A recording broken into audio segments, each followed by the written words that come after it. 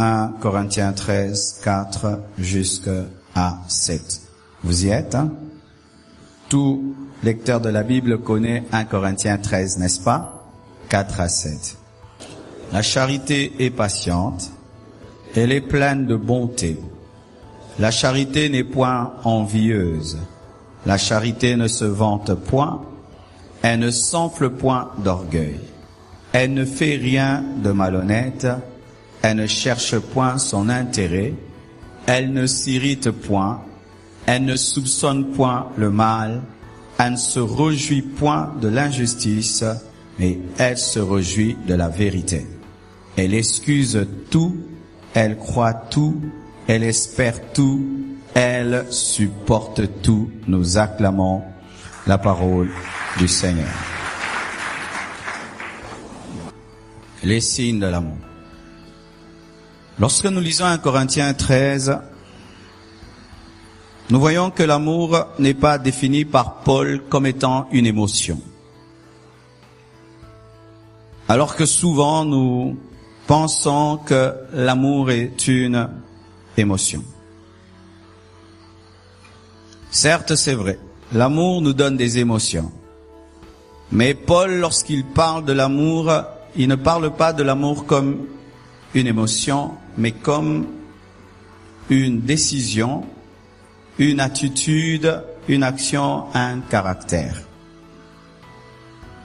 Dans les choses de Dieu, aimer, ce n'est pas ressentir. Dans les choses de Dieu, aimer, ce n'est pas ressentir le feu dans son cœur lorsqu'on voit quelqu'un, ce n'est pas avoir des pulsions tout d'abord. Aimer, c'est plus que cela. Et je crois réellement que la Bible a raison de ne pas placer les émotions sur les signes de l'amour. Parce que nous voyons dans ce monde, un homme peut dire à une femme, je t'aime beaucoup, mais si tu me trompes, je te tue. N'est-ce pas? On a vu des hommes tuer des femmes par amour, entre guillemets. Nous avons vu des hommes se suicider par amour, ce qui n'est pas de l'amour. Si tu peux te suicider parce qu'un homme t'a dit non, une femme t'a dit non, ce n'est pas l'amour, c'est l'idolâtrie, c'est la passion. Amen. Et aussi, souvent lorsqu'on parle de l'amour et qu'on catégorise l'amour, on dit qu'il y a l'amour philéo, l'amour entre les frères qui réunit les frères, de sang, l'amour éros, l'amour qui attire les sexes opposés, et l'amour agapé. Mais souvent lorsque nous parlons de l'amour agapé qui est l'amour de Dieu, nous pensons que c'est un amour qui ne peut se manifester qu'à l'église. Et le Seigneur m'a expliqué qu'on peut aussi ressentir l'amour agapé pour sa femme et pour son mari. L'amour éros fait que tu épouses un homme, tu épouses une femme. Mais quand tu es chrétien, tu ressens de l'amour agapao pour ta femme et ton mari.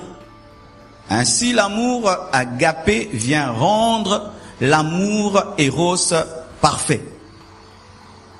Ainsi, tu peux aussi ressentir l'amour agapé pour ton frère, pour ta sœur. L'amour philéo que tu as déjà pour ton frère, pour ta sœur de sang, est amené à la perfection par l'amour agapé, l'amour de Dieu. Ainsi, tu aimes ton frère de sang parce qu'il est ton frère de sang, mais tu l'aimes encore parce que tu connais Dieu par l'amour agapé. Ainsi, tu aimes ta femme parce que c'est ta femme, mais tu l'aimes encore davantage par l'amour de Dieu. Amen.